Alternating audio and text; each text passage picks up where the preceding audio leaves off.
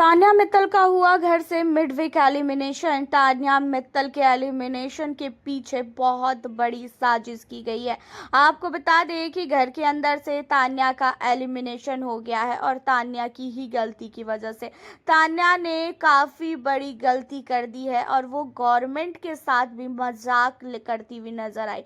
Government की चीज़ों को भी तान्या मित्तल ने घर के अंदर बैठ के नेशनल टीवी पे बोला कि वो जो है बहुत सारी गवर्नमेंट कंपनियों के साथ जुड़ी हैं और ख़ासकर उन्होंने यूपी का नाम लिया है। और जब इन सारी चीज़ों पे पब्लिक का रिएक्शन आया, पब्लिक ने हर एक चीज़ों को खोद मारा कि भाई आखिरकार क्या तान्या मित्तल सचमुच गवर्नमेंट कंपनियों के साथ ज्वाइंट है, जहाँ पे पता चलता है कि तान्या मित्तल किसी भी गवर्नमेंट कंपनियों के साथ जो है नहीं जुड़ी हुई हैं।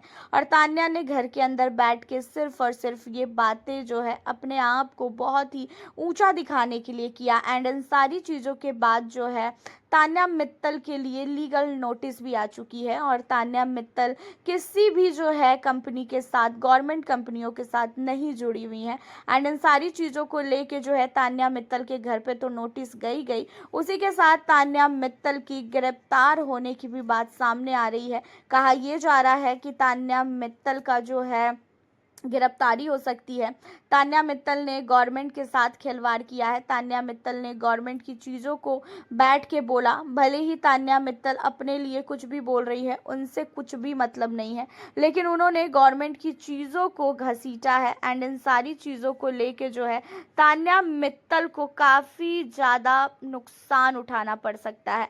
अब आप लोगों को बता दें कि घर के अंदर तान्या मित्तल की हरकतों पे काफ़ी कुछ जो है घर के अंदर भी हुआ है। तान्या मित्तल कितना झूठ बोलती है, ये चीज़ें भी जो है इस वीकेंड के वार पे सलमान ने पूरी तरीके से क्लियर कर दिया है। एंड अब आप लोगों को बता दें कि घर के अंदर तान्या मित्तल को बिग बॉस ने कॉन्फ्रेंसिंग रूम में बुला के सारी की सारी चीज़ें बताई है कि बाहर उनके लिए लीगल नोटिस आई है।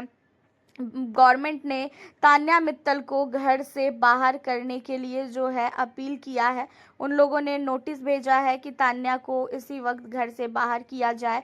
तान्या मित्तल को जो है किसी गवर्नमेंट की चीज़ों को फालतू की बातों में उछालने के लिए तान्या की गिरफ्तारी भी हो सकती है।